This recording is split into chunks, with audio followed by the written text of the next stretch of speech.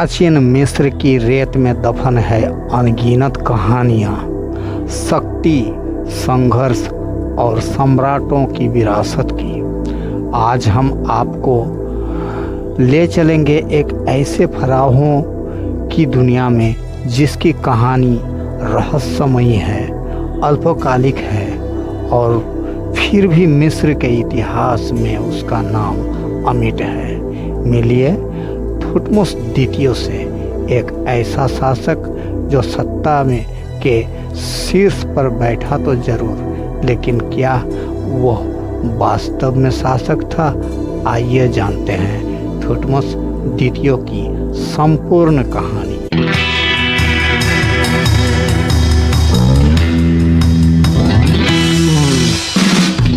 Thutmose द्वितीय का जन्म 18वें राजवंश के शक्तिशाली फराओ थुटमोस प्रथम के पुत्र के रूप में हुआ था। उसकी माता थी मुटनोफ्रेत, जो थुटमोस प्रथम की एक गौण पत्नी थी। मिस्र में उस समय का चलन यही था, सिंहासन का उत्तराधिकारी वही बनता था जिसकी माता शाही परिवार की प्रमुख रानी होती थी।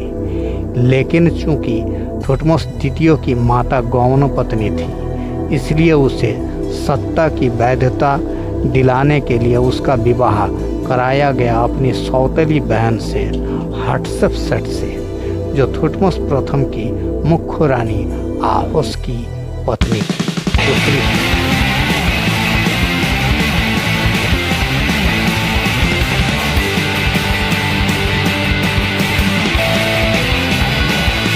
थुटमोस द्वितीय के पिता की मृत्यु के बाद उसे युवा अवस्था में ही फराओ घोषित कर दिया गया, लेकिन इतिहासकारों में मतभेद है। कुछ का मानना है कि वह मात्र एक नाम मात्र का राजा था।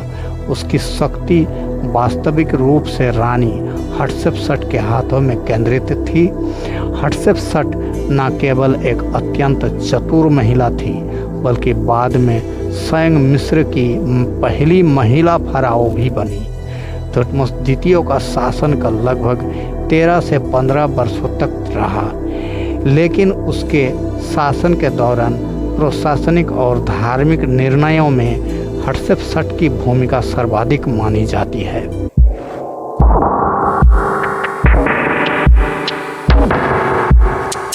हालांकि थुटमोस द्वितीय की छवि एक कमजोर राजा की बनी, परंतु उसके शासनकाल में कुछ सैन्य अभियानों के प्रमाण जरूर मिलते हैं। उन्होंने नूबिया में विद्रोहियों को दबाने के लिए सेना भेजी।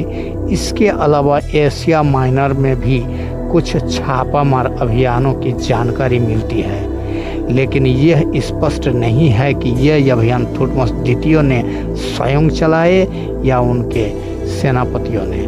कुछ विद्वानों मानते हैं कि इन अभियानों की योजना हटशेपसुट द्वारा बनाई गई थी और थुटमोस द्वितीय केवल औपचारिक फराओं की भूमिका में थे।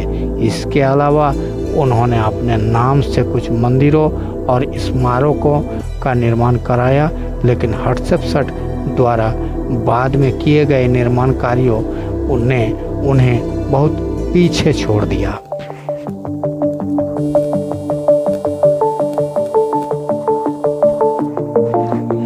थुटमोस द्वितीय और हटशेपसुट की एकमात्र ज्ञात संतान थी नेफरूरे। इसके अलावा थुटमोस द्वितीय की एक और रानी इसिस से उसे एक पुत्र हुआ, थुटमोस तृतीय, जो बाद में मिस्र का सबसे महान फराओ साबित हुआ। थुटमोस तृतीय की माता एक गौण रानी थी, इसलिए जब थुटमोस द्वितीय की मृत्यु हुई तो बालक थुटमोस तृतीय को तत्काल फराओ नहीं बनाया गया। हटशेपसुट ने खुद सत्ता संभाली और लगभग 2 दशकों तक शासन किया।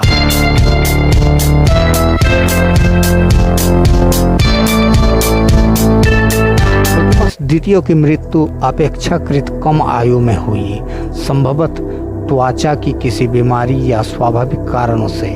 उनकी मम्मी को 1881 में दीर अल बहरी के रॉयल कसे में खोजा गया था।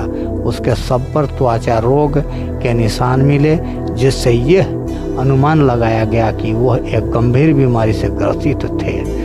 कुछ इतिहासकारों का मानना है कि उसकी मृत्यु स्वाभाविक नहीं थी, बल्कि संभवतः सत्ता संघर्ष के तहत हटशपसठ द्वारा उन्हें किनारा किया गया हो, लेकिन इसका कोई ठोस प्रमाण नहीं है।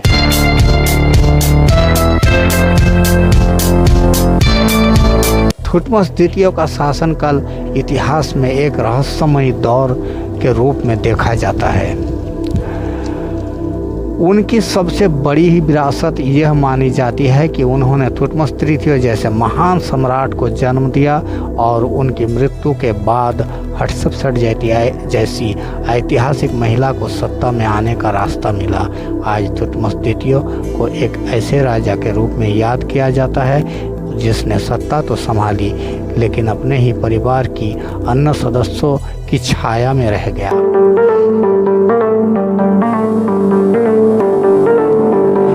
20वीं और 21वीं सदी में मिस्र के पुरातत्वविदों ने थुटमस द्वितीय की मम्मी, मंदिरों और लेखों पर काफ़ी शोध किया है।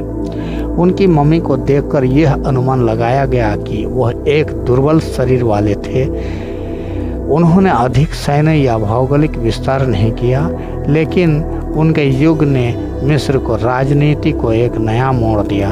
उनकी मृत्यु के बाद हटशपसठ ने राजसत्ता को पूरी तरह अपने हाथों में ले लिया और बाद में थुटमस तृतीय ने मिस्र को एक साम्राज्यवादी शक्ति बना दिया।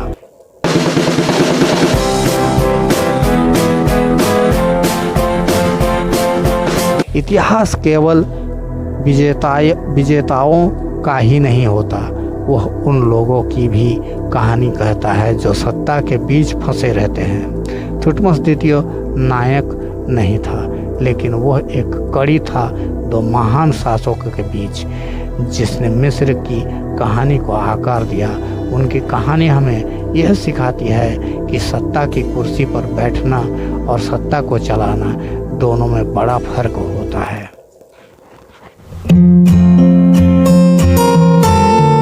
अगर आपको यह वीडियो पसंद आया तो लाइक करें, शेयर करें और हमारे channel the middle east history को सब्सक्राइब करना ना भूलें। कमेंट करके बताइए, क्या थुटमस द्वितीय को एक असली शासक माना जाना चाहिए या वह सिर्फ एक नाम मात्र का फराव था। धन्यवाद। मिलते हैं अगले इतिहास यात्रा में, केवल द मिडिल ईस्ट हिस्टोरी पर।